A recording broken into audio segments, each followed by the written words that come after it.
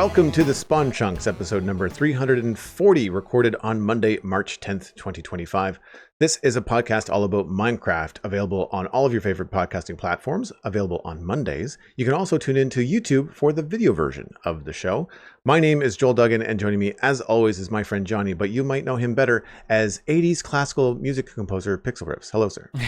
Hello, yeah, I've been chatting a little bit about how I'm making my space age sci-fi campaign that I run on weekends a little bit more interesting for the tabletop role-playing group that I'm part of.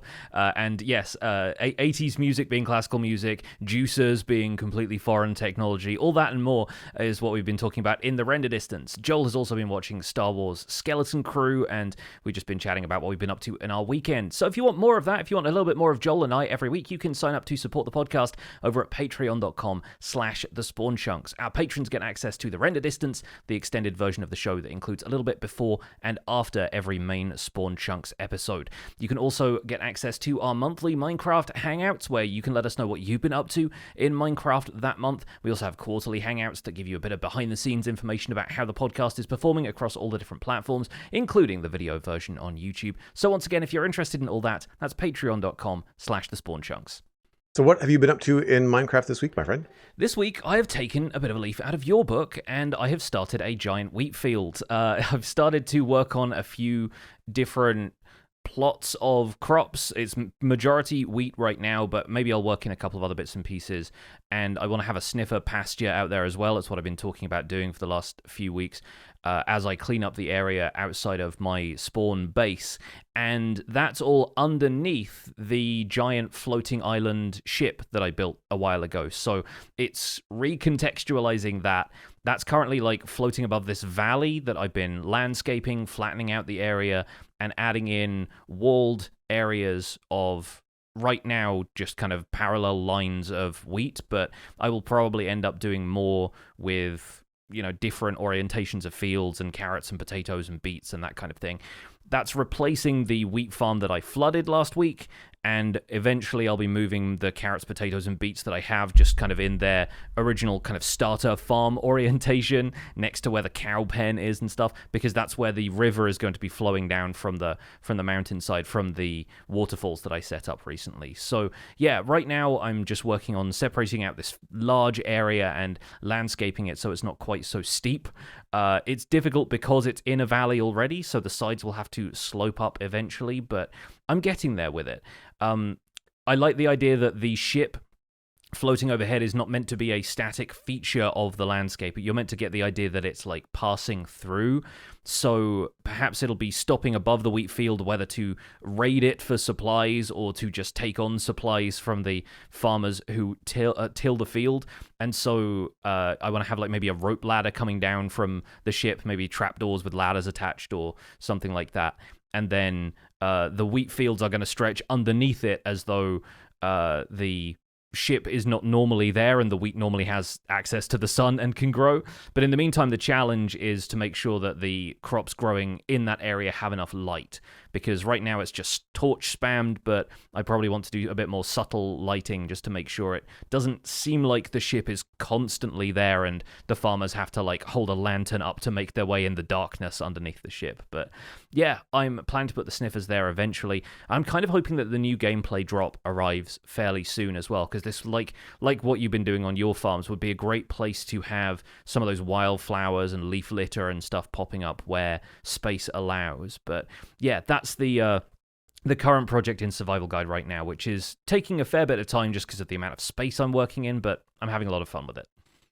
And there's something really gratifying about taking an area like a biome or a space between two mountains, like you said, in a valley, and just making it your own, and just kind of looking around and saying like, okay, this is what Minecraft has given me, but I have enough skill and know-how to just like tweak this to the way that I want it. And the impression I get is that you're not completely like terraforming to the point where it's just like down to flat and then you're making your own stuff. It's more like you're taking what's there and tweaking it so it better suits your vision.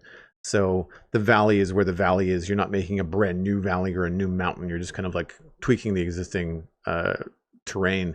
And I like the idea of the ship picking up wheat. Have you thought about having like either a crane or maybe something dragging behind the ship? Because if you had something that wasn't going straight down, then you could have it look like maybe the ship is picking something up and flying away or whatever. Like if there's a bit of a drag on the rope, or if you, I find that having something positioned on a crane or a hoist halfway up just kind of leaves the impression of motion in Minecraft, where everything else you see is so static most of the time. Yeah, no, I think that's going to be a great idea, having something. I've got a fair bit of space on the edges of this island, so putting something more mechanical there to make it look like it can winch supplies up to the surface makes a lot of sense. I'll see what I can do, see what I can fit into the area around there. But yeah, I have a few more plans to make everything fit in. And yeah, I've been working with the natural terrain just because it feels more viable for the amount of time I have, and also more viable if I'm presenting it as a tutorial video, as a project idea for people watching the Minecraft Survival Guide on YouTube. I like the idea of making it feel achievable to the average player, as opposed to, there are obviously folks like Fwip and Germsy Boy and like the, master landscapers out there who will completely redesign a biome, build all of their own landscape from scratch, and spend, days, if not weeks, on projects like that. And I think stuff like that can come across quite intimidating for people who just want an idea of stuff to do in their own worlds on the weekends, or when they only have a couple of hours every night. So yeah, I think it's going to be a way of looking at it as working smarter, not harder, I guess. So hopefully that resonates with people. I also have a bit of planning going into a new server project with some friends that I can't say much about yet, but all I'll say is watch this space, because you'll be hearing about it on the show fairly soon. Awesome. So I'm on a farm as well. I wrapped up my potato farm renovation on the weekend. I just decided that the barn was not quite where I wanted it to be. I was reminded of that when I walked inside and was like, oh, it's like completely empty, like hollowed out, did not build the inside at all. And I've done the insides of all of my buildings on the West Hill build. So I wanted to make sure that that was up to snuff. And then also the roof was just straight acacia, and the changes to the farmhouse roof had a combination of acacia, jungle, and spruce. So I wanted to bring that over and make sure that the barn roof kind of matched more of the house. And that didn't take long at all. It took maybe 20 minutes, just because the nice thing about this is it's already built. Like, it was an angled build. It was kind of challenging to get it right when I first tried it years ago. But I was just replacing existing stairs with like a stair of a different kind, and just making sure that I didn't have anything clashing, or it didn't look too heavily weighted in like the jungle or the spruce areas. So that was pretty straightforward. It's small enough that one lantern inside lights the whole thing and keeps it spawn proof. So that's great. Again, I didn't have that back when I built it. So there were 4 or 5 torches in there that I took down. And I was like, man, I hope I don't have to light this up like a Christmas tree. And I was like, oh, wait a minute. The lighting levels have changed for spawning since I built this. So it was a very, very easy to light. Great mood in game, not the best for screenshots, because just like anything else, a barn, even during the day, is kind of a dark, dank looking space unless you've got multiple lanterns. And so the back corners are a little bit dark. That's okay for me, because it's really not much to look at. It's just like a 9x11 build. But I added things like a tool sharpening area with like a grindstone, an anvil, and a cauldron full of water. There's also some kind of cracked bricks and stuff on the ground underneath that to kind of support the anvil, because otherwise like it would just sink into the dirt. And then I've got crates, which is just a custom note block texture, and then hay bales. And I like combining hay bales with stripped oak and stripped birch wood, as well as sand and sandstone, to kind of make it look like there's bits of hay on the ground, and it's been not as tidy as it used to be. And then I had some rafters. Like I wanted to put in some supports, and I just went into the farmhouse and kind of looked at the materials I was using in the farmhouse, and used the same stripped dark oak and spruce trapdoors and spruce stairs for those like angled supports, and trying to get an idea of like rafters and things. There's not enough room in the barn to have like a loft and have stuff up there, so it's just pretty straightforward build, and it's a small building anyway, so it all came together quite nicely. I did do a little bit of work in the basement. There's a cellar to the barn, but the cellar is actually my first storage room in the area, so it's less of a medieval build and more of like a functioning space. Like, this is where I've got all the furnaces and the dirt and the grass and the plants and everything from when we first started in the valley. So I just kind of left that where it was because you never know when you're going to need something. And it's nice to have a storage room that's not all the way back in the middle of the town in the keep when you're all the way north in the valley. So I just kind of left that as it was. I did a little bit of texture on the ground and just added some blocks, but like nothing crazy. So that was it. Like it was a really quick, straightforward build. It didn't take very long. I do enjoy the satisfaction of going into an interior of something relatively small and finishing it in like one go. It feels very good, like before and after, kind of like, you were talking about painting your front porch in the pre-show, like that kind of like it started off looking not great and now it looks good. And so I'm happy with that. And so I'm looking forward to moving on. But as you mentioned, I am basically waiting to see what's going to happen with the new drop, because I went over my list, my little book in game, as to the things that are left to do in West Hill. And nearly everything that's left is like landscaping, adding foliage, which is what I want the new drop for, or tables and chairs and interior design related. And that's the kind of thing that I need to sort out the data pack for. And that's coming, like it's close, it's in beta now. So really it's kind of like a hurry up and wait situation where like I really want to finish West Hill. There really isn't much left on the to-do list in terms of the number of items. Some of them are large, like doing the landscaping for the west bank of the Spruce River, like that's going to take a while, but at least it's not multiple tasks. It's just like the one thing. I think the only other real build I have left is the bee farm, and I have no ideas for that right now. I've got none. So like I'm kind of waiting for inspiration to hit on that. So I'll probably do some landscaping in the interim, and then the beehive farm is going to be the last thing that I do, probably in the valley anyway. Nice, makes sense. And I like the subtle touches for the interior. Obviously, you've got a lot of stuff that you'd expect to find in this barn, like storage, barrels, there's hay bales all piled up against one wall. But in front of that, because there's a window nearby, I presume, you've got a little kind of plus shape of lighter blocks, a couple of hay bales in the floor, and then one that I presume is like smooth sandstone or something like that. And you've got a light shader pack on these screenshots, so there isn't necessarily like a beam of light coming in, but it kind of implies that light is coming in from that window and maybe hitting the floor, which probably comes across really well even without like a shader applied to it. So yeah, like there's a couple of things that I can tell you've picked up on from some of the other work you were doing on the abandoned barn, where there's like a hole in the roof and you can kind of see a little bit of light play on the floor using block choices rather than relying on the in-game rendering engine. And yeah, I think stuff like that really comes across super well in these builds that you're just kind of touching up. And it must be quite fun going through and applying these really fresh building techniques to something that you built before, you said before even the lighting changes for mob spawning came in, so like pre-118. Thanks, man. Yeah, that's 100% intentional. The light blocks that I'm using in the texture for the floor are rooted dirt and packed mud.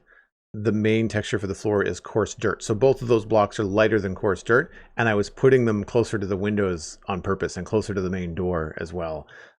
And then same thing with the hay stuff, like the closer it got to the window, the lighter it got. And it is hard to see in the shaders. It's actually more relevant without the shaders. You feel the effects a little bit more without the shaders, because with the shaders, everything under the roof just gets so dark in the corners that it really doesn't matter. It's just kind of all shadowed.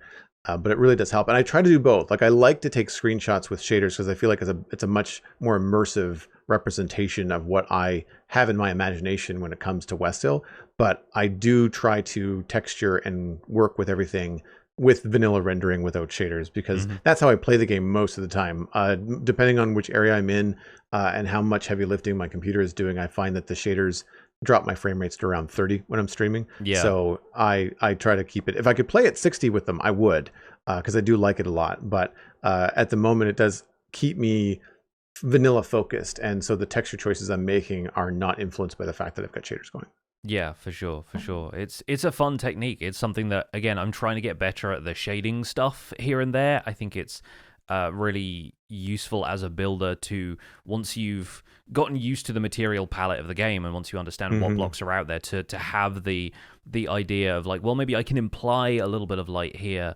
And if you're working with a range of blocks that allows you to do that, it can really affect how builds like this feel when you walk into them. So yeah, like it's some really good stuff. Thanks, man. I think I got the idea from B-dubs, and I think he was doing it on a cliff where he had like the lighter blocks at the top of the cliff and then darker blocks at the bottom of the cliff. But of course, he was working on such a scale that it made sense.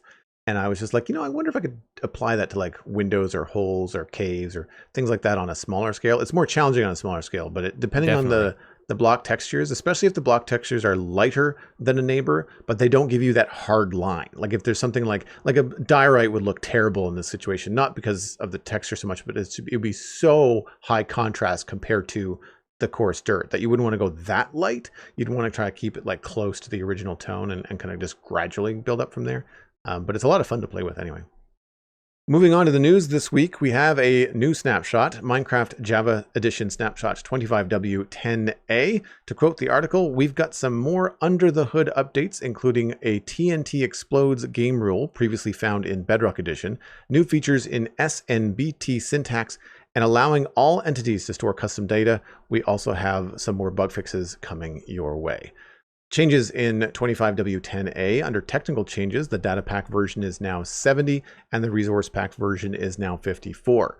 Under the data pack changes, all entities can now store custom data, unified format and functionality of predicates for components on entities and block entities, new operations for SNBT, added new TNT Explodes game rule, added the flowers item tag corresponding to the tag for already existing flower block tags.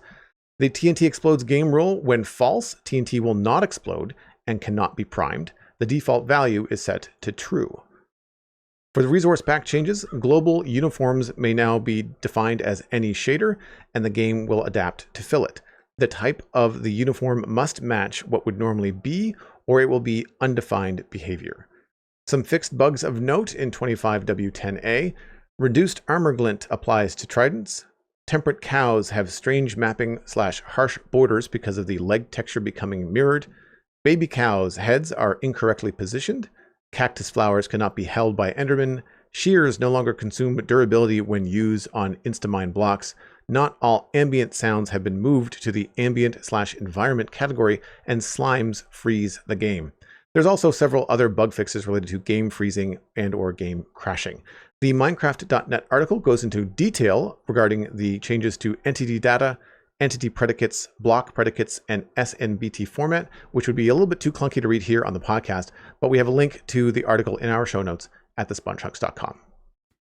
While you're there, you'll also see that Minecraft Live is back. We'll have a link to the Minecraft.net article about that as well. Mojang has announced a new Minecraft Live along with a boppy little trailer. We'll have a link to the YouTube video announcing that, but the information is along with it on the article, which says Minecraft Live is the show to watch to learn about everything happening in the world of Minecraft. Our next Minecraft Live will broadcast at 1 p.m. Eastern Time on Saturday, March 22nd. Some folks have daylight savings time right now, some don't, so bear in mind that you might want to adjust that for your time zone using whatever online tools you can find to make sure that you're watching at the right time. Either way, it's featuring never-before-seen game drop content, developer insights, and other happenings in the world of Minecraft, and the Deep Dig after show will start immediately after the main show, featuring first playthroughs of the new drop with the developers. This new Minecraft Live is scheduled just 6 months after the previous Live in the fall of 2024, which is in line with Mojang's plans to make more frequent announcements. Once again, if you want all of the details of that, head over to Minecraft.net and click on the article titled Minecraft Live is back. And we are going to be back covering Minecraft Live on March 22nd. So you can also tune in to, I believe we do it on your Twitch channel, Pixelriffs. Twitch.tv/Pixelriffs is where you'll find it, yeah. So we'll be covering those live and things as they happen. We did that in the fall for the latest Minecraft Live. We've done it for a number of them in the past, but this is our first year now doing 2 within 6 months. So they're normally a little bit farther apart. So it's going to be interesting to see the new stuff that's coming and be able to react live to it. Yes, definitely. Obviously, full thoughts about Minecraft Live are going to be in this week's main discussion. We want to talk a little bit about our predictions for it, especially given the recent changes in cadence of the update drops and everything. First of all, though, thoughts on the trailer. I can see they fully embraced the dancing frogs approach, which I think has probably been their most popular trailer with all audiences. It seems like a really fun way of announcing that they have an event coming up, but without dropping too many hints as to the subject matter, they've definitely included a lot of the new features that they've been working on and testing in snapshots, the stuff that's coming to the next gameplay drops. So even though it's an animated thing, it clearly shows the new wildflowers, the passive mob variants, cactus flowers and dry grass, camels in deserts instead of being just in villages, leaf particles and firefly bushes. No love for leaf litter, though, which is strange to me because leaf litter is probably one of my favorite new additions that they've made. But I think my main point here is that they are clearly going to announce new features rather than just rehashing the features we already know about, because so many of them appear in the announcement video that when the article and the description on the YouTube video says, never before seen features, they're clearly not just going to tell us, hey, we have this drop coming and it's just all the same stuff we already know about. So fingers crossed we should be getting some exciting stuff happening with that Minecraft Live. They did the same thing with Minecraft Live in the fall, where they had snapshots leading right up to Minecraft Live, and they announced that the stuff that they would be working on would be coming out within weeks, like within a week or two. Bundles of Bravery was given a name, and then it was also given, if not a date, it was giving a very short window as to when it was coming. Mm-hmm. And so I originally thought that we were going to be getting 1.21.5 before the Minecraft Live. I think instead now it's going to be after. I think we'll see the final details of 1.21.5 at Minecraft Live, and then we'll see the snapshot coming out after. And then, like you said, they'll probably have more because of the way that it worked in the fall, kind of like going off the pattern that they've kind of established. And I'm curious with the trailer, because what I like so much about these is, I mean, sure, it communicates the things that you need, like the date, the time, but it's also a lot of fun. Like, it takes the seriousness, I think, out of things like updating mobs or updating hostile mobs, because you've got skeletons and cows and everybody dancing together. It reminded me of the Muppet Show whenever they had like that final number, and like everybody, even the grumpy people, would all be dancing and singing and stuff. And some really fun animation too. I really enjoyed the fox twerking, I guess would be how would we describe that.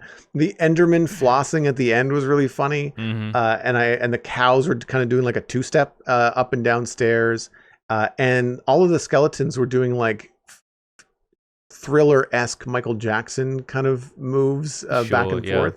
And so that was pretty funny. Like, when you think about a skeleton in the game, your next thought is not coordinated breakdancing, but that's what they were doing. So like that kind of stuff was pretty fun. I thought it was good.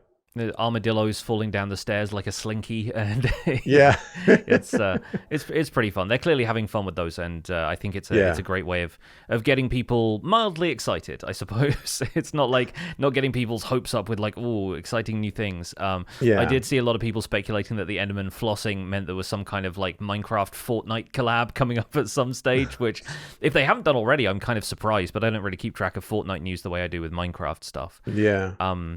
So let's talk about the snapshot briefly. Not a whole lot to cover here, but I think it's worth touching base on, because TNT has a new game rule which allows it to exist in the world without the threat of it blowing up. But you looked into this and you found that the behavior of it was a little strange, right? Yeah, I'm in the habit of watching Exumavoid's snapshot videos because it gives me a quick visual on the things that I've read as I'm prepping for the show. And he and I share the same opinion of the visual feedback. When you attempt to prime a TNT block with the game rule off, the TNT just vanishes. Yeah. Like, it just disappears. So if that's something that you wanted in the game decoratively and you accidentally tried to light it, or somebody in your SMP tried to light it and it just vanishes, then that's not great. And so the visual feedback there was very odd. It's an odd choice.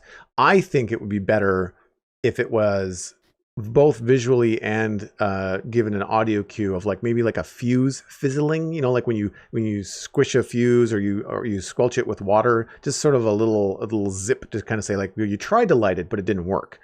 And then another thing where like it would flash briefly, but not flash in the same way where it continues to flash, like just like a one little flash that would indicate like you tried to light it, but it went out. And I think that would be better than just the block vanishing.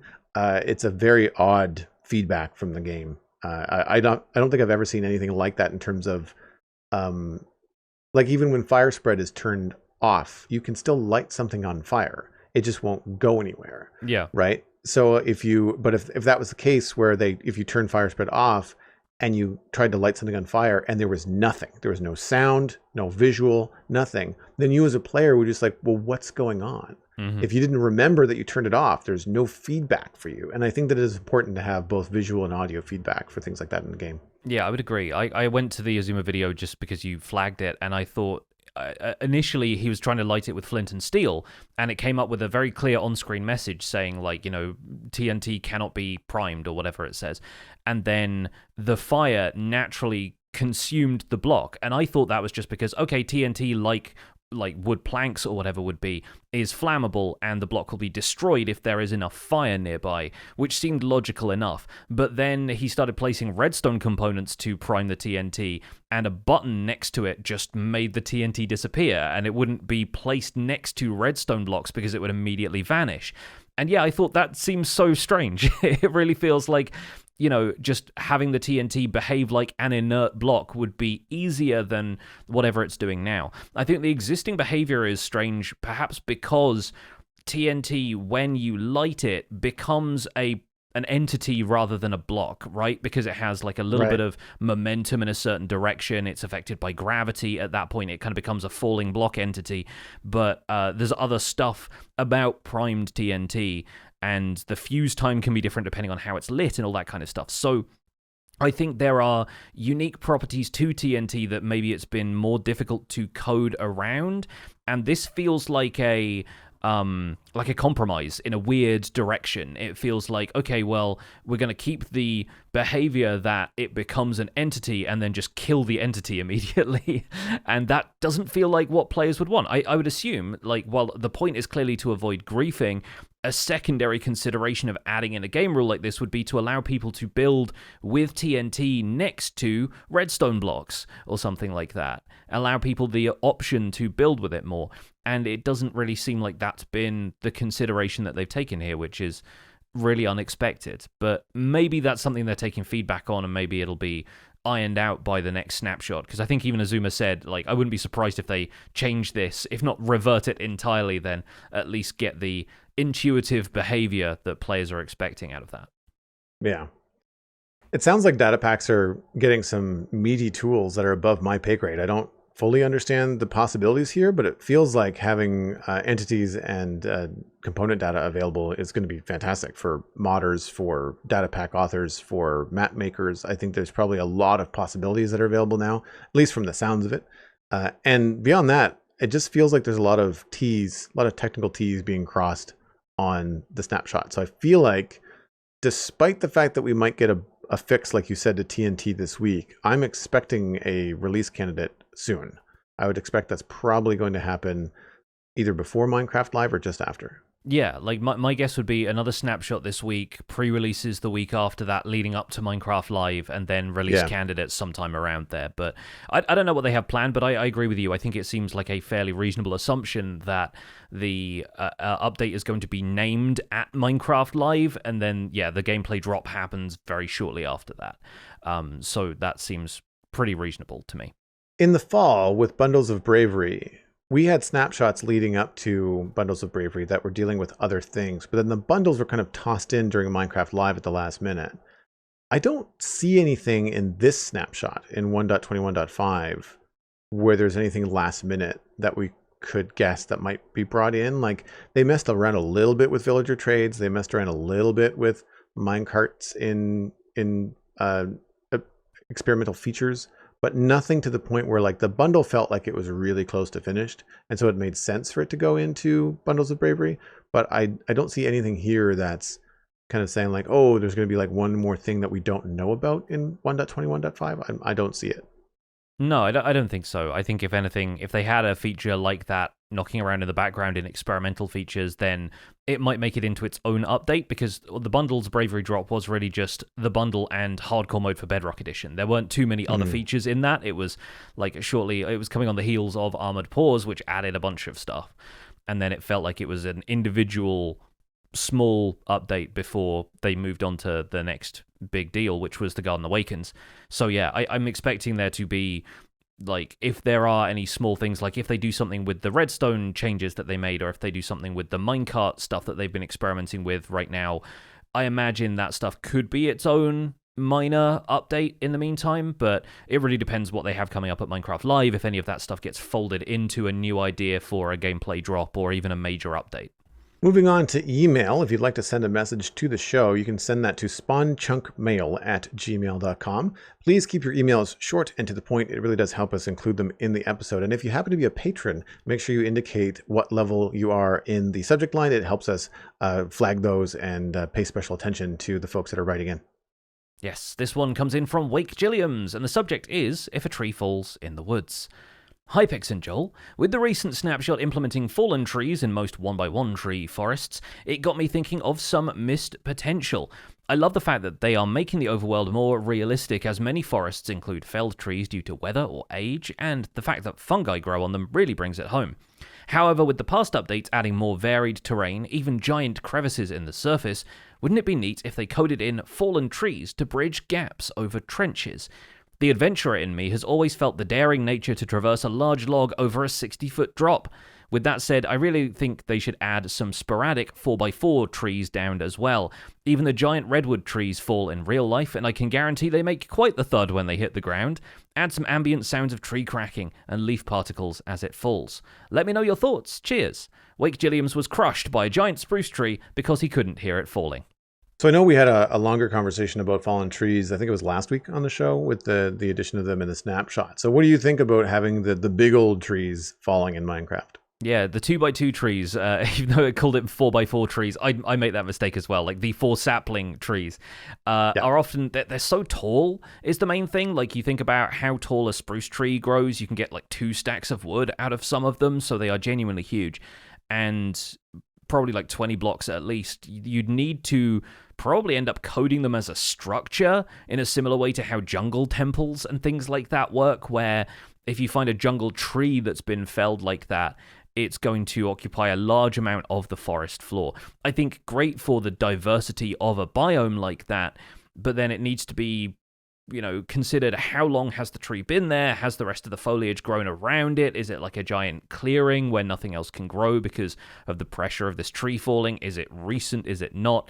I think it's so much harder to make all of those considerations, especially in denser biomes like jungles and, the old-growth pine and spruce taigas that have the really giant trees like that.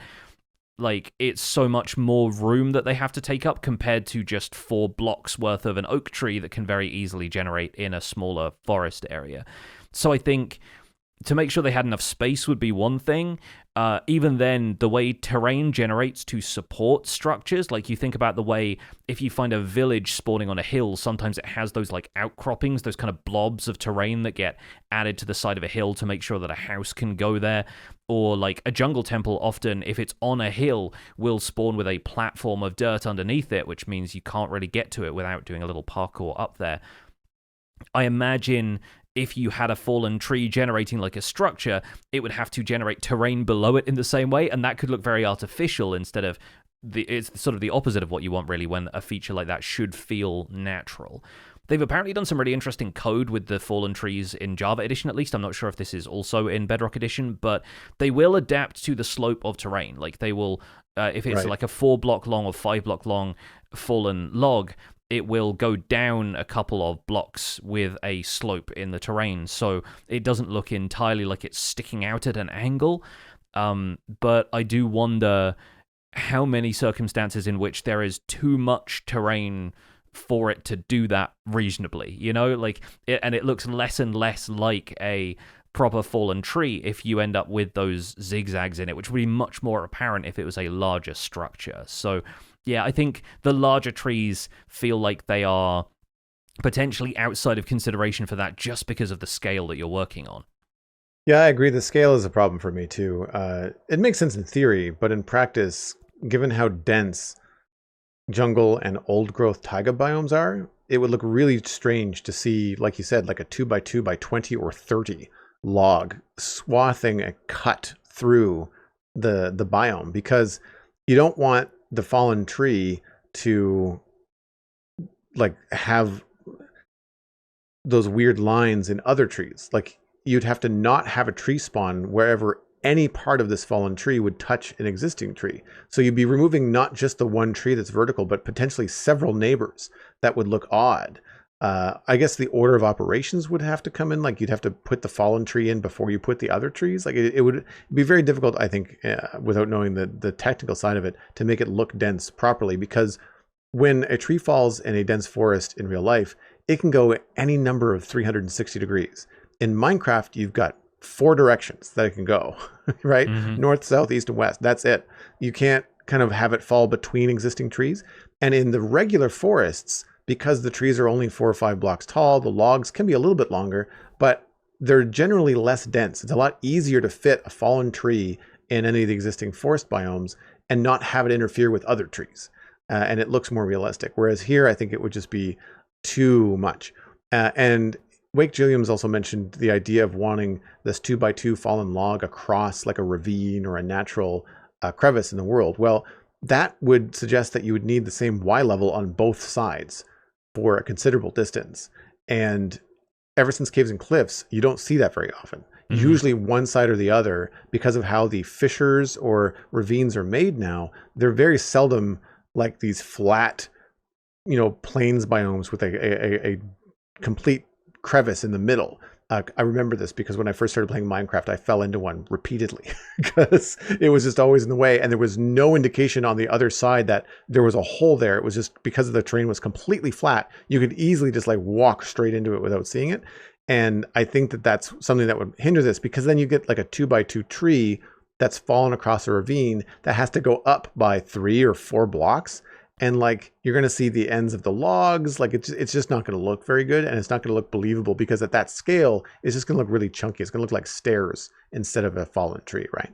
Yeah, I think whenever I've been exploring in real life, whenever I've been out on a hike or something like that and seen a fallen tree that crosses something like a riverbed or something like that, I've always wondered, like, is that a result of natural erosion, or has that been put there as a way for people to cross? Like, have people worked to make that a temporary bridge, or like a kind of, a non-standard bridge, a less constructed one and a more natural one?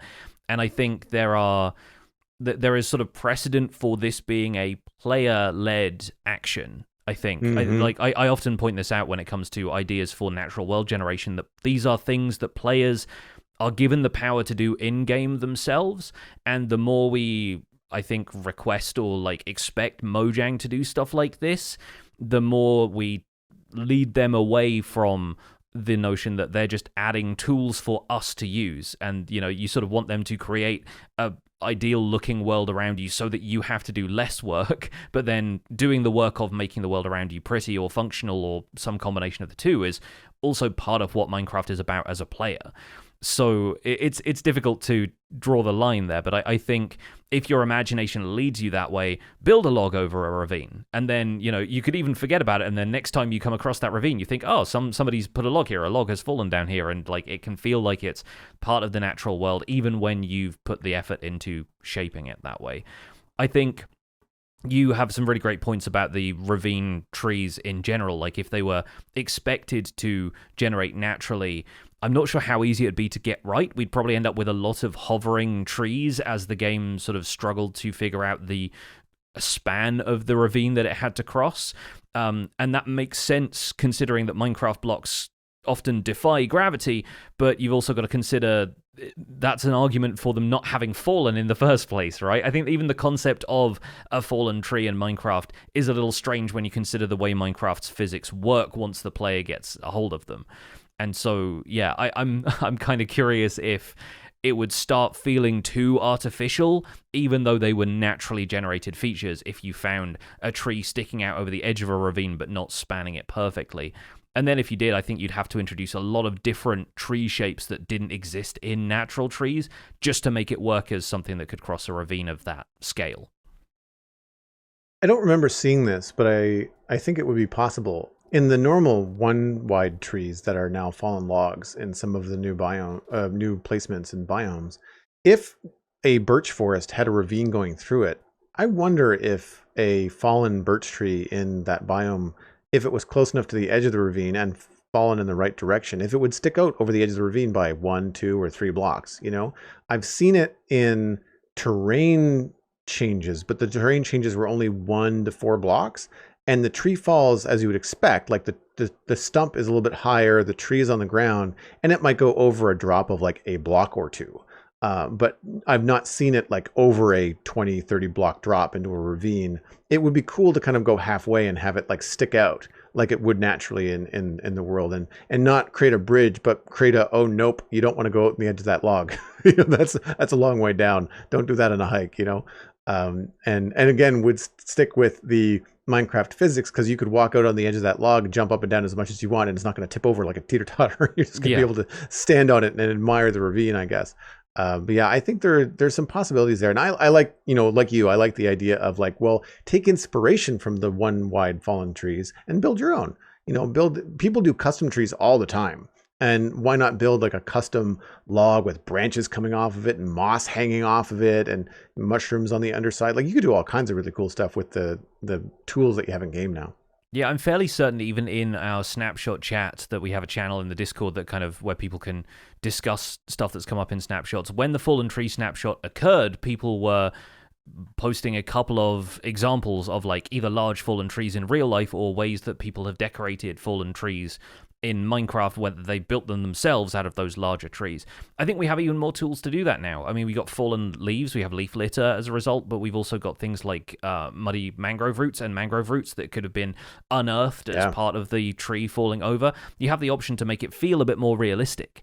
And so I think it's definitely something that players should be interested in deep diving themselves and try out a few techniques, because I think it's possible for us to make stuff in a similar way to how you make village houses that are a lot more extravagant and interesting than naturally generated village houses. I think we can do better than Mojang would want to put into the game as a simple feature. Like, I think you can make it a feature of your world instead of it being something that's kind of added as an afterthought to the fallen tree thing. Well, Mojang continues to make stuff. Minecraft Live is coming up in just a couple of weeks. We've got some Minecraft Live predictions for the main discussion this week. Now that Mojang is planning these showcases every 6 months, it looks like, it gives us more opportunities to kind of speculate on what might be coming. And it also helps us with a pattern that's emerging with how they're going to do things going forward. And it almost gives us more of a process of elimination, because they've added more to the game in the last 6 months. There's a few things we can scratch off our list, like cow variants, chicken variants. We know that we can't predict those for Minecraft Live or the next update because they're already coming. So we know a lot more than we normally do going into Minecraft Live. So Jonny, like, thinking about what's coming up with Minecraft Live, like what are your initial thoughts on having one so soon? I think honestly it's really exciting. I think it's super fun both to get some more like announcements like more frequently, but also get some insight into the development process again, because this is the first period of this where we've had gameplay drops featured so heavily, as opposed to news of a major update and then 8-9 months of waiting before we get anything significant on that. Even in the major updates that were announced and we got snapshots really quickly, there was still a lot of back and forth, and it felt like it took a while to make its way into the main game, whereas now we have such a quick turnaround with some of these features. I think it's really exciting to see what the team has been settling into with this rhythm. So hopefully there'll be some fun stuff to announce. In general, we already know that there's going to be new features because, as we mentioned, the stuff that's coming up in the next gameplay drop has already been widely advertised, and as far as we can tell, the drop is in the fine-tuning, bug-fixing stages, so we're definitely going to get some new announcements here. I think the key to it is going to be whether or not we get announcements about an upcoming gameplay drop and that's it, or if we also get some hints about the broader development process and whether there are going to be major updates on the horizon, or if we're going to have gameplay drops and minor updates for the foreseeable future until Mojang is ready to announce something new. It's really, for me, are they going to announce major updates now, or are they still holding on to that for the future? So I fell back on the pattern that they've had before. And so we've got these overlapping ways of updating the game. And while Mojang is increasing the frequency of updating the game, I still think we're going to see a larger step forward once a year. I don't see them getting into 1.21.6789. I feel like they want to keep that on the low side so things don't get too confusing. Previously, there were themed or named updates like Caves and Cliffs, Trails and Tales, Tricky Trials. Now, even smaller game updates are getting named updates like Armored Paws, Bundles of Bravery, and The Garden Awakens. Now, those were all considered drops. They changed how they refer to those about halfway through the year last year. And so drops have names as well as far as we know, major updates. We haven't had a major update yet since they've announced this new pattern, I guess, of development. But I think whatever Mojang announces for the next major update will still have a strong, broad theme. I think things like Caves and Cliffs, Trails and Tales have broad themes, whereas Armored Paws, Bundles of Bravery, and The Garden Awakens were very focused. Even though The Garden Awakens was a new biome, it was a very focused biome. It wasn't like we got sweeping changes across the board. It was most of the changes in that update were focused on The Garden Awakens and what new things were coming with that biome and how that tied into other parts of the game. So I think that we will get that release window for 1.21.5. We'll probably get a name for that. Right now, I think it's just called the Spring Drop, or it's been referred to that at least at some point. But hopefully we'll get a proper name for it. What that's going to be, I don't know. You know, cows and flowers, whatever they decided to call it.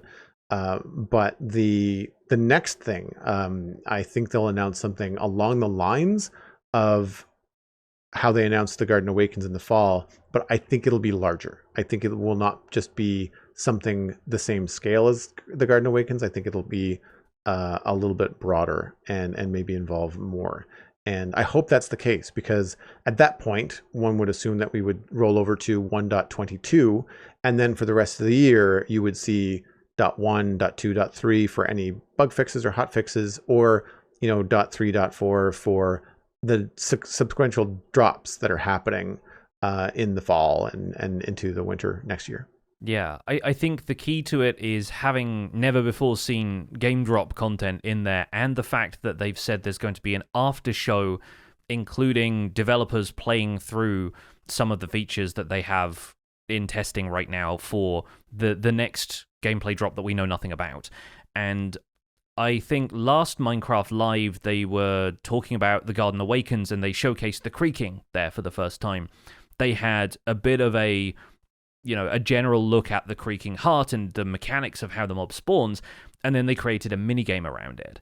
And so I think we have reason to assume that these are going to be more focused features if the developers are going to be showcasing them in the after show, because with the stuff that we've had in the most recent snapshots, it's all pretty broad, it's all global, and it's all ambience based.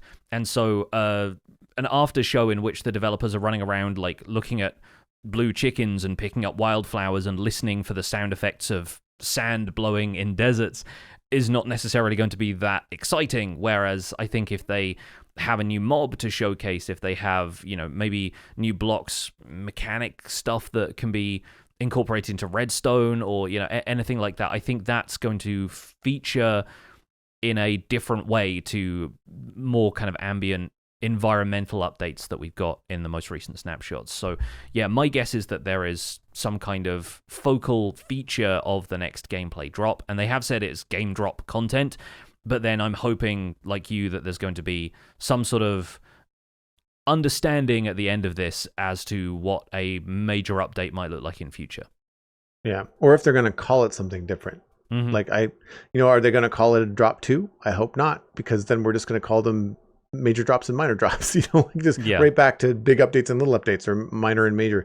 So I'm not sure about that, but yeah, I like the idea of them moving on and showing gameplay. And correct me if I'm wrong, I don't remember when they had other announcements previously at Minecraft Live, I don't remember immediate gameplay for stuff. Like it would be like, hey, here's the new swamp or the new other biome. They might have shown some in-game footage, but I don't remember them actually dropping into the game immediately during Minecraft Live. I feel like the creaking was one of the first opportunities they had to do that. They might have done that with the trial chambers, but I don't recall.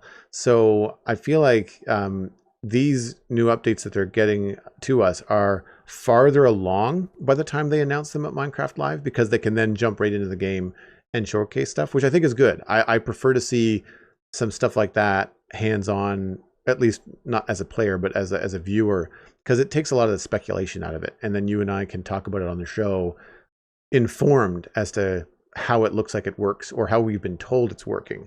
And then at that point, instead of speculation, Mojang has a longer window of feedback from the community to say, oh, that's cool that it works that way, or that's not cool that it works that way, or what if you also had it work this way? And I think that's more constructive than and maybe more useful than weeks of players online going like, well, what does this do? Imagine if it did this. And that just sets people up for disappointment, right? When it doesn't do that at all. Yeah. No, the developers can't spend an after show jumping in and playing around with the concept art for something, right? Like they've got to have some sort of working 100%. prototype of whatever features are coming up. And the article on Minecraft.net also includes top secret insights, which feels like the same thing as never before seen content. Like I guess it's just going to be the developers sharing some of their thought process in developing these features. But yeah, like I assume the official game drop name for 121.5 has to be in there somewhere. And as somebody who mostly plays in the latest version of Minecraft, I don't necessarily care about the number thing. Like, I think it's easier to identify them by name, but we don't have a name for this one yet, so I've really had no choice but to call it 121.5, or at least, like, the snapshots for that. So, yeah, hopefully we'll hear a little bit about that. And everyone seems very concerned about there being, you know, a major update, like a numbered update. Everyone's so concerned about there being a 1.22 and 0.23, but I think that really translates into a concern about, you know, are there going to be these sort of world-changing updates or big content updates, mainly I think because everyone is hoping that there's going to be some sort of update to a dimension of some kind. Like they want something big. They're looking forward to the next time Minecraft gets something like a Nether update. And the obvious dimension for that is the end. We also still have a portal from the Wild update, which sits in Ancient Cities not doing anything yet. So there is potential for all sorts of major update fodder in what already exists in Minecraft, whether it's a revamp or whether it is introducing new ideas to the game. And I think the main audience for the game is happy with what we're getting, especially like I've heard nothing but good feedback about the stuff that they've published in the more recent snapshots. But I think the broader community is getting antsy for something that really feels like the game is moving forward rather than enhancing the existing experience, I suppose. So that's one of the concerns I'm hoping that they end up addressing in the live show. Yeah, if we keep on predicting an update for the end, we'll be right eventually, right? Yeah, that's how that works. After all the changes to the overworld with mangrove swamps, cherry groves, pale gardens, the previous overhaul to the Nether, the end is starting to feel pretty bland by comparison, kind of dated. It really feels like really early Minecraft when you compare it to the existing game. And so that to me kind of bumps that up the ladder in terms of like, it's probably a likely target. I don't know if we're going to get it this time around, but I feel like they have to be thinking about it because of all the changes that they've made recently. Everything since Caves and Cliffs has basically been overworld focused. Like even the Deep Dark, while still very different, is part of the overworld. Like it's still part of that dimension. So I think the only thing that would be a real outlier would be the Pale Garden and the Creaking. Like that was very different, but it felt lighter. So I'd imagine that a larger update would be focused on something like the end or at that scale. Like we'd have to do something along those lines. And I don't really know what that looks like. We had a conversation on my stream this past weekend about like, hey, if they did update the end, like what would you want? And my initial response was like, not to just kind of take what they did before and slap it on the end, but I do like the biomes in the Nether. I've been playing long enough that, of course, it was before the Nether update, and I found the Nether was interesting to a point, but it was kind of bleak and not really a place that I wanted to do many things or explore. Whereas now that it's got the biomes, I think it's a much different experience, and I enjoy going around, and you get more excited when you discover things in the Nether, where it was just a lot of the same previous to that. And so I feel the same way about the end. Like I don't build in the end. I have no desire to go there other than just grab more elytra or, you know, go out and get shulker boxes, that kind of thing. And I thought that they could basically, especially with the new vertical biome stuff that they've got on the overworld with dripstone caves and lush caves, there could be some really cool things happening in the end. I really liked what they did visually with the end from Minecraft Dungeons. I thought that looked really cool. I think they could add new mobs. I don't really think variations of Enderman is all that interesting. I think you just really go completely ham. I mean, the end is so weird, and you could just do anything you want in terms of what you wanted to add from a Minecraft perspective for mobs or adventures or biomes or whatever, upside down stuff. Like, I like bioluminescence. I think with the backdrop of the void, that would look super cool. There's not much in Minecraft for sci-fi or anything sci-fi-esque. So that would be kind of fun to do if they wanted to lean in that direction. My mind goes to like No Man's Sky and some of the cool foliage and weird stuff that you might see on a planet. But also thinking about like a technological change, the way that bastions and trial chambers are put together and sorted feel more modern and more interesting than the way that end cities are. And I know end cities have some nostalgia, but they do feel pretty dated. And once you've seen one or two of them, despite how much bigger they get, they're kind of the same. And it would be really cool to add multiple different kinds of components to end cities to have them look very different, have them be a very different experience, or to augment the end game.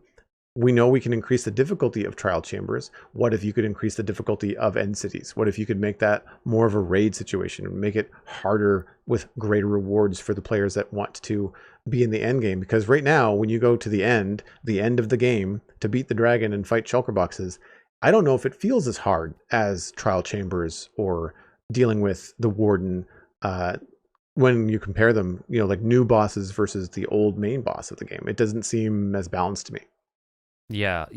I think there's a lot they can do with it, and I think that's also part of the problem. I think we've made our sort of opinions about an end update known in the past, but sort of to summarize mine, I think the difficulty is that the end is supposed to be a fairly bleak and open dimension. It's meant to feel space-like, so how do you keep that feeling whilst also adding features to it that feel appealing enough for survival players to want to go there? You have a majority of the player base that sticks around in the overworld, doesn't really like going to the nether, and many of them don't ever go to the end because they don't want to deal with the progression of the game, or they play on peaceful so they're not able to.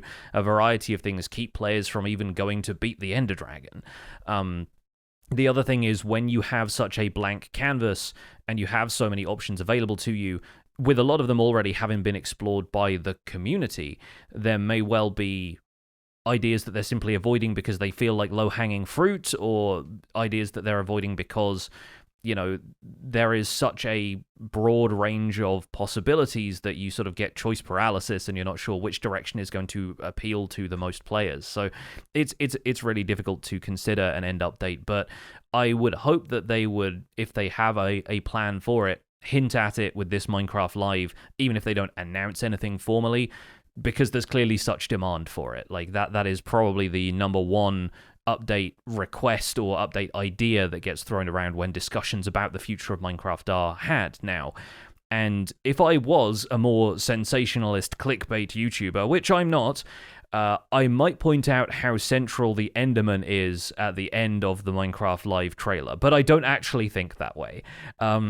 It would be one of those things that if I was clutching at straws and hoping for an update to the end, that's a detail I would pick out as being like, well, they've centered the Enderman in this, and they've clearly like given it a recognizable dance and put it around like all of this stuff. So maybe the Enderman is supposed to be a hint at them thinking about the end more. I don't actually think that's the case, but yeah, I can see some people maybe getting the impression from that, and that's how closely guarded they have to be with a lot of their intentions when they make trailers and stuff like this, because people will jump at any opportunity to claim that a big update to something is coming, right? Bringing ideas down to earth ever so slightly, just going back to some of the stuff you said recently about the verticality of biomes in the overworld and stuff, I think there is still room for more cave biomes in the game. So while we're tackling potential predictions for what might be announced here, we've had a lot of surface biomes. We've had the Pale Garden added to overworld surface biomes recently. I still think the underground has a lot of room for additional caves. So one of the things they could be potentially showcasing in a developer after show is a caving experience where you stumble upon a new natural biome that exists below the grassy surface of the overworld, and Right. still has some more exploration content, the kind of stuff that they've been working into the game with these ambient changes and giving players more reason to venture out to find all of these variants and new flowers and bushes and everything. But I think maybe the underneath of that still has more work to be done on it. We've been through a bunch of options of that in the past, whether it's ice caves or crystal caves or something like that. So there are many different ways it could go, but I would like to see them pay a little bit more time and attention to the overworld's, dripstone cave and lush cave and deep dark family. Like, I think there could be more done with any of those, whether it's variants of those biomes and sub-biomes, or whether it's a whole new thing added to the underground entirely. I think the other possibility, if it's a more mob-focused thing, in the same way that the Pale Garden update was focused on the creaking, we had previous ideas that were still very popular with the community and just didn't make the cut when mob votes came around. So maybe they've revived and revamped the Rascal, the Glare, or maybe the Copper Golem. I think the Copper Golem is still the most prominent of those ideas to be added in as a mod, or for people to pay some sort of tribute to in fan art or whatever creations they can, because it came very, very close second, I think, to the Allay that year. And so I think there was like a lot of people still very attached to the character design of the Copper Golem and the potential that it has as an addition to Worlds. So I am curious if that's an idea they're considering revisiting, or if the amount of copper and tuff that went into trial chambers was meant to appease the people who just wanted more uses for copper and tuff, instead of the copper and tuff golems being introduced as actual entities, as mobs. And new biomes are always going to be welcome. It's always going to be something that players would want, because it usually involves new blocks, unless it's like a variant of the existing biomes, as you said. But a new kind of cave biome would more than likely come with a new kind of stone or a new kind of ore, or if it's something that has vegetation in it, then a new kind of vegetation, whatever that might look like. I do like the idea of revisiting something like the Rascal, and that would fit really well with a new cave biome. Like, maybe the new biome is like where you go to find the Rascals. Like, just like allays are found in pillager outposts and in woodland mansions. If you wanted a Rascal for whatever reason, you'd have to go and find one in these particular biomes. And I could see that being kind of a fun experience for exploration. And I like the idea of having a little bit more happening when you're underground. You're digging a mine or going down and doing stuff like that. It's more fun when you come across new things. You break into the side of a geode, or you break into the side of the deep dark, and you have to deal with that. It would be fun to have something else that might come up, because I've certainly had experiences where I've wanted to run into something and I have absolutely not for miles, and it becomes kind of boring. Like, you're there doing utilitarian work and you're just kind of gathering stuff, and it's not as interesting and fun to see things open up around you, and that sense of exploration and discovery. Yeah, there was also things like the crab claw that they had as an option for Right. being able to reach further and things like that. There are so many interesting ideas that we could see reshaped and maybe separated from the idea of a mob and just given to the players as a different type of tool. Like, they have all of these ideas in their sort of idea library that have been percolating in the background. We've seen cactus flowers make a return separate from the other changes that they had in mind for deserts, and a few new ideas getting sprinkled in with dry grass in deserts. So I think there is room for those ideas to be separated from whatever surrounding ideas they had previously and make their way into new updates, whether minor or major. We've also seen them tinker with experimental features. Let's circle back to that idea from earlier, because there are experimental redstone mechanics, there are experimental Minecraft mechanics. Bundles were an experimental feature for a while that have now made their way into the game, and we've also seen the villager trading rebalance make its way in little pieces here and there, with cartographers trading maps to different biomes. That's going to be in the next gameplay drop, along with new trades for the wandering trader. And those, I think, were the features that were the least controversial out of the villager trading rebalance. So do you think we could see any more of those ideas being reworked and brought into the next update? Perhaps the redstone and minecart stuff? I would think that we would probably see more of the changes to the minecarts coming into the next update. I could see, if they're not going to go with an entire dimension, like maybe that's too big right now, maybe that's taking longer than they anticipated, I could see them focusing on something like a minecart themed update. And that would have some spin-off. That would have some potential tie-ins to abandoned mine shafts, which would go in hand with your updated underground and cave systems. They could spin off into redstone stuff. Maybe there's a new redstone component that comes in with new minecarts. The only thing that gives me pause about focusing on minecarts for the next update would be the fact that we just got the crafter. And while a single block, it is a huge update to redstone and people that play Minecraft technically for that kind of satisfaction. So I don't know if they're going to be as redstone focused, but it would be very cool. I would love to see like a function focused Minecraft update where, we've had a lot of ambience, we've had a lot of decorative stuff the last couple months. It would be cool to just like, no, this is just gonna be fun gameplay changes. Like these are things that will change the way that you move around, the way that you move stuff around, and the way that you have fun in the game. And one of my favorite things about minecarts is the motion that they bring to Minecraft, and anything that they can add that's animated would be very cool. So I don't know what that could be, but anything that would be coming in with a minecart update that may also add motion to the game, I think would be really, really cool and welcome. Yeah, definitely. They've had a focus on adding features that bring more motion and life into worlds since the Copper Golem, Allay, Glare mob votes. They've made that fairly clear that it's a priority. So there's always the possibility of stuff like that. Lots to think on, and I think that's probably where we're going to wrap up this episode of the Spawn Chunks for today. But in between now and Minecraft Live, there is going to be a chunk mail dispenser episode, so we'd absolutely love to get a few emails, perhaps some people's light predictions. Maybe don't go overboard and imagine that Mojang are going to overpromise and underdeliver. But it would be great to hear from some folks out in the community and maybe include one or two of those emails along with our other email discussions next week. For now, you can find more information about our show and links to some of the stuff that we've talked about this week over at thespawnchunks.com. The music for the show is composed by me, and The Spawn Chunks is proud as ever to be a listener-supported podcast. If you're getting some value out of the show, consider putting some value back in. You can visit patreon.com/thespawnchunks to join our community, where pledging at any level gets you an invite to our patrons-only Discord chat. You can listen to the show live when we record it in Discord every Monday, and we also have monthly Minecraft Hangouts, where you can let us know what you've been up to in Minecraft that month. We currently have 293 patrons, which is up 5 from last week. Big news as we creep back up to 300 patrons. You're all very welcome, but there's always room for more.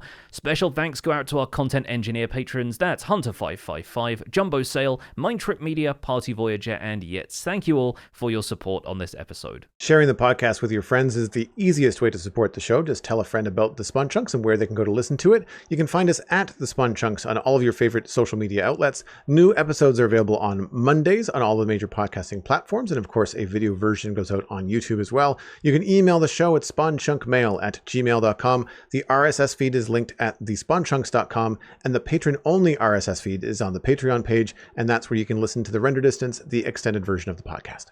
My name is Jonny, but online I go by Pixelriffs. You can find most of what I do at youtube.com/Pixelriffs, where the Minecraft Survival Guide is currently in its 3rd season. And like I said at the top of the show, watch this space for new projects coming soon.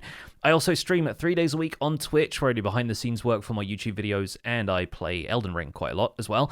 I'm the voice of the unofficial Hermitcraft recap, which you can find through a quick YouTube search. And aside from that, I'm at Pixelriffs on both Blue Sky and Instagram. Joel, where can people find you online? Links to everything that I'm doing online can be found at joelduggan.com. That includes a post to The Citadel Cafe, my podcast about sci-fi and fantasy entertainment. Recorded a new episode this past Thursday where Stephen and I talked about Captain America Brave New World and the first 2 episodes of Daredevil Born Again. Spoiler free, I recommend you watch them both. Spoiler full, definitely watch them before you listen to the podcast because we get into it. I'm Joel Duggan on social media, very easy to find. Joel Duggan on Twitch. I stream Tuesday through Saturday. Right now, there's been a little bit more satisfactory. I've been waiting for Minecraft to update, but once Minecraft does, we'll be back doing a lot more in Westhill on the Citadel. Thanks for visiting the Spawn Chunks. The world outside is infinite, and there's nothing left for me to do but dance.